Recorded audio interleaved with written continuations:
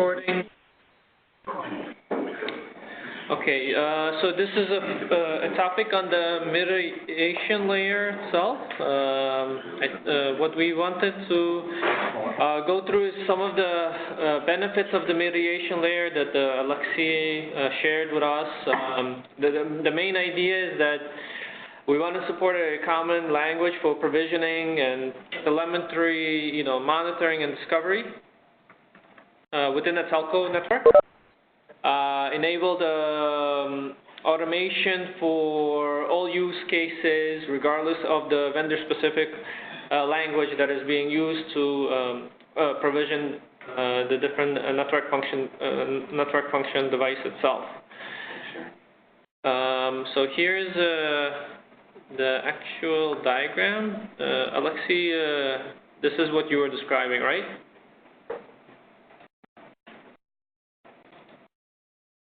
Yes. Okay. But Mac also has something he can share after. I say it again? Mac has something he can share after. Oh, I made an attempt you? to a visual of this in real life. Okay, why don't you take presentation? Or that's you. I'll show with hopefully it's going to be clear enough.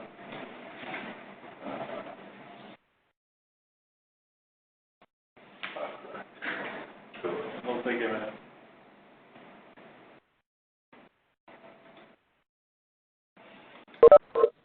I'll have to do that quick and go back.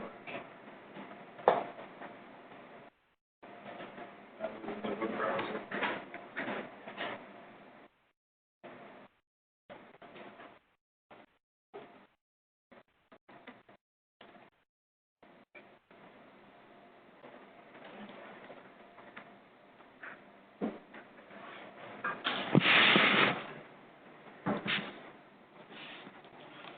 Okay.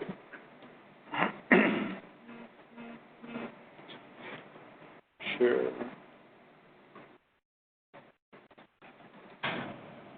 draw.io view that I've made. See it? Yeah. Good. Can you remove I want me to remove that. Bless you. Okay. Mediation, yes. So I've tried to do as simple as I can, but I wanted to include enough details with regards to how it may end up in ONAP. So here, essentially what I'm going to be depicting is a simple service composition. I've called it BGP service. It's going to configure two PNFs, and it's going to configure BGP neighbors on both. So this is the green IBGP section of it. P1, P2, they have their own interface configuration. There's a subnet that's assigned, and they have a loopback each. If we go very simply, NSDC may be modeled as a service composed of two PNFs and a network. Typically, if we build a CDA package for it, we would. Here, the example that I gave is OpenConfig, but in the end, it could be device-specific. What we would end up doing is doing resource resolution on each of the resources. So all the purple ones that needs to be assigned, you would resolve them through some logic, fetching an IPAM, whatever, and then you would map through a template to a device config. In this particular case, main difference, device config, because we're talking about the intermediate model, would end up being OpenConfig based. So you end up with two OpenConfig based BGP peering configs. And then let's say in real life that this the P1 would be not supporting OpenConfig and the P2 would support OpenConfig. That's where you do mediate to it. So for P2 would end up being straight pass-through, no mediation. And for P1, then vendor-specific configuration. So just a thought on the mediation layer. Today, do we know if it supports like a configlet generation, or do we need to pass all the params to do like a replace? I personally can't speak to the mediation layer in question because to me, this is a feature that can be in CDS, but it's not. So there's none that is integrated as of today. Main advantage of this is that all the logic that you build in your CDA package here to resolve resources, that's pretty much always agnostic. But even to get to the output that you have here, the open config-based model, well, it's pretty much standard regardless of which type of devices that you're configuring. So in this mode of operation, right, CDS, the main job it's doing is just parameter resolution. Right. And taking the set of parameters and passing it to the mediation layer itself. We don't need to even have a CDS generate a configlet text, configlet itself. Would that be a fair assessment as well? I agree. The only thing is, as of today, the only thing that you would end up storing in this particular example, because that's the point that matters a bit, is this. So you would end up storing the purple values in the resolution table that Lexi mentioned, or through the GR API, through the MD SAL, and the second table, you would end up storing the output, the actual device configs. But there isn't much that you can do with it. You can query it like this. Yes, you can retrieve the configlet, but it's essentially text-based. But to Yuri's point, we from CDS, we're not just providing the values, because the values to the mediation layer does not mean anything. You need to provide the open config in order to translate to the device model config, right? Like, I think Yuri was asking, do you just in CDS just provide the resource, the values in the template? That's not the only thing, right? We need to generate the whole open config. You have to get to the end payload. Yeah. The only thing is generating the open config payload is pretty straightforward if the device supports open config. Yeah. But even if the device does not support open config, we want CDS to generate an open config in order for mediation layer to understand open config and then translate it into device specific config, right? That's the goal, right? No? So to me, it's about also how the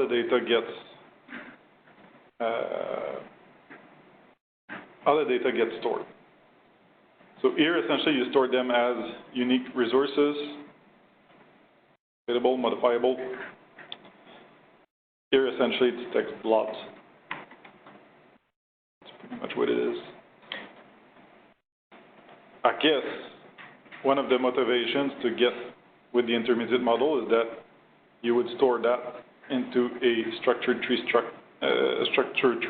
essentially, so that you can also query and update the state when you get there. But for the time being, you can query at least the resolved values. You could update the resolved values and request a config, and essentially you have a lot of flexibility. And because, like, the current mode where you go from this transform to a template and a text output is one way. Yeah. There's no possibility to query it. But right now it's not very clear, so I think, so are you saying that what comes out of the intermediate model column is an open config, and is that what comes out of that column?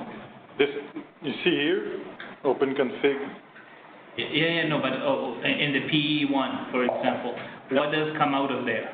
Is it just the values that come out, or the open config comes out? The open config is sent to the mediation layer. Yes, okay. That guy is going to translate.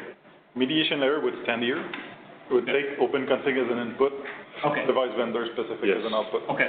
Yeah, because the multiple arrows was making it a little bit unclear as in. No, I think this is just for the mapping. The arrows is only for actual field mapping. Okay.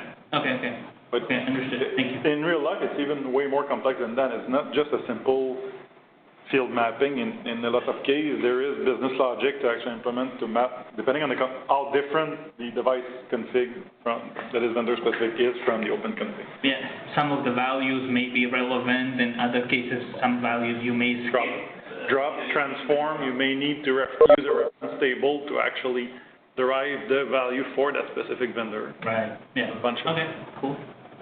It was just the top, but it gives you a whole lot more possibilities, because then if you want, you can use that intermediate model as essentially a representation of your network config in a language that you can, or in a structure that you can query, understand,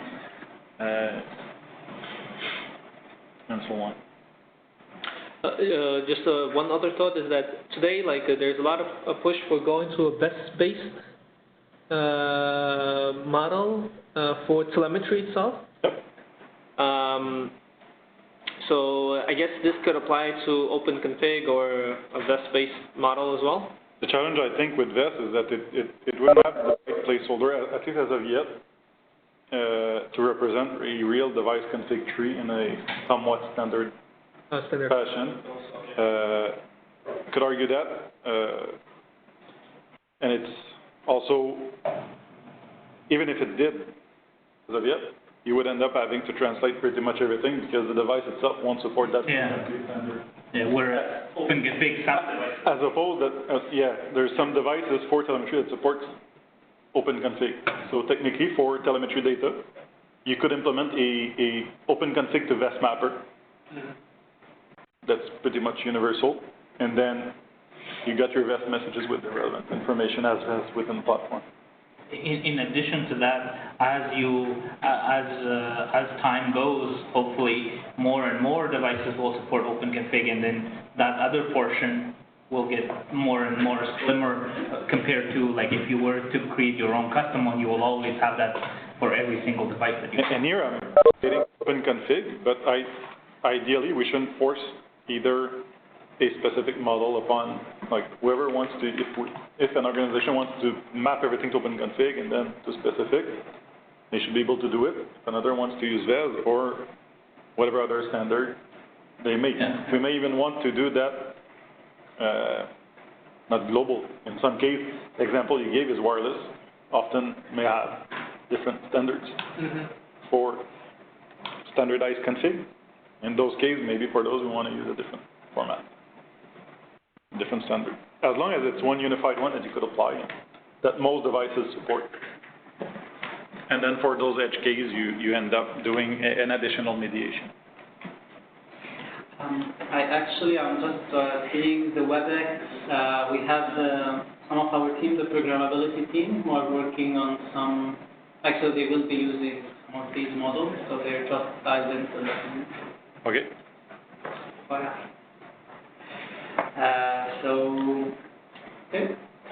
So today, do we have something on the intermediate mediation? Thanks.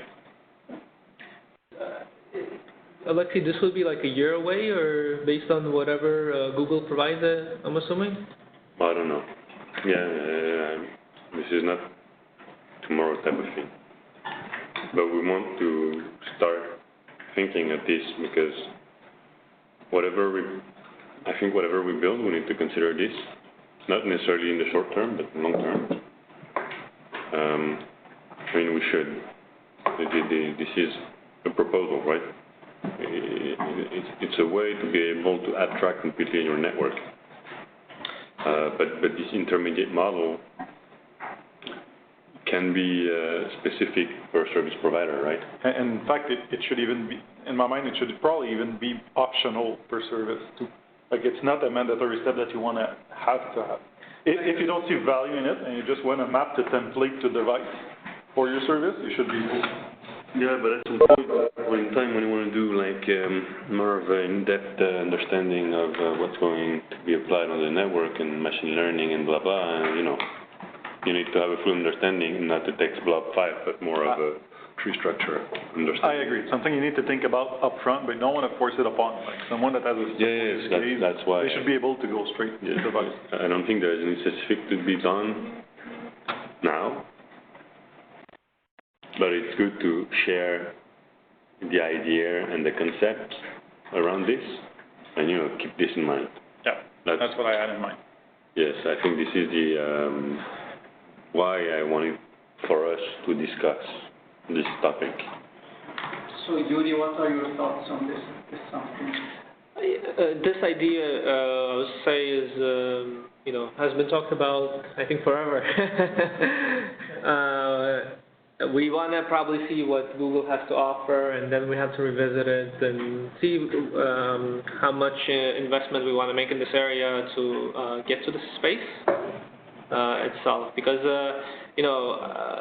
the benefits of having all the devices talk the same language, same telemetry and monitoring would simplify the complexity of the network, and it will give benefits on everything else that Alexia and Mac are describing for machine learning and so on.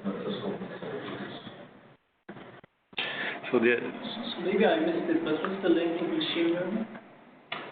Because the content of your network, right? If you have different vendor specification, then you have different policies to kind of do the assessment of what actions you should do for remedy of a use case. So if the output is the same across, all your network, then you should implement one policy for, resolving an issue across your network instead of creating 10 policies for resolving different ways that problem is described by the network itself. That's how a mediation layer would help. So think of it this way. So they are all you're talking English to all the devices, but there's a translator in between. So your policy is built to work only in English, not all the other languages. And your mediation will be kind of translating the policy. Translating it only for when it comes time to talk to the device. What it means is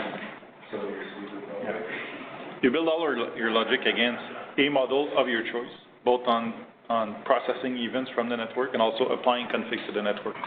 And then mediation is just the translator to talk to them, rather than being specific in all your implementation. But shouldn't the intermediate model be customized to fit But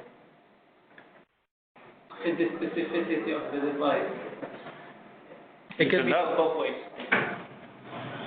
My point is it can, but at this point, if you start customizing your intermediate model for specificities of the device, you're kind of defeating the purpose. Because you're kind of assuming that the next device will implement it in the same way, when most often not. In addition to just understanding that, because right now we're treating configs as blobs of text, as Alexi or Mac has it in their picture. So essentially, config, if you have one type of config, then you can have it structured so it can be understood rather than being a little blob of text. You could try to understand the blob of text by writing parsers of all sorts for each device type that will understand that, but then you're basically boiling the ocean.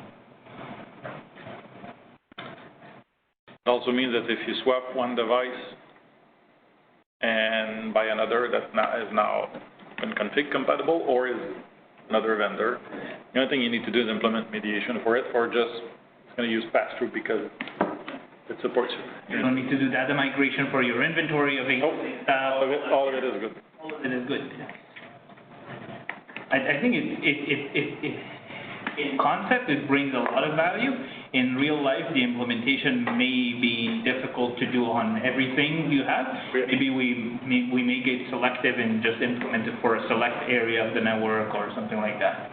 And that should be up to the DSP to actually decide that. Yeah. Where it makes sense and where it doesn't. Yeah. The goal here is to keep CDS mindful of this layer so it doesn't build something that will, I guess, not allow this or... Yeah. Well, today the only challenge I see is we're going straight from here to here. So by doing that, the only thing you can query and look upon is your resources. So assuming you have modeled everything in your network and you have attached resource to them and they've been configured through ONAP, then in theory, you could do some of it, but there's no standardization or they're just properties attached to objects in a very flat fashion, rather than a tree structure.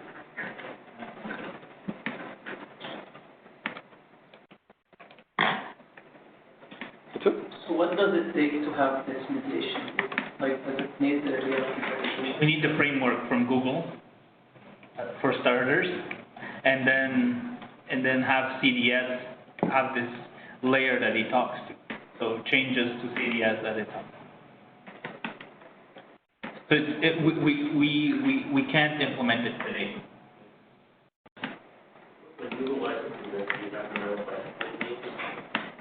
We don't know. I think that the only thing we know is I think there was some demos done.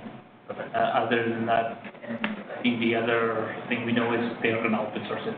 Okay. Sometime. So that'll be something, yeah. If it's not the right kind of license. Yeah, the Linux Foundation could not distribute or something. Yeah. Like property where mental data. Right? Well, Okay, any questions? We can stop recording?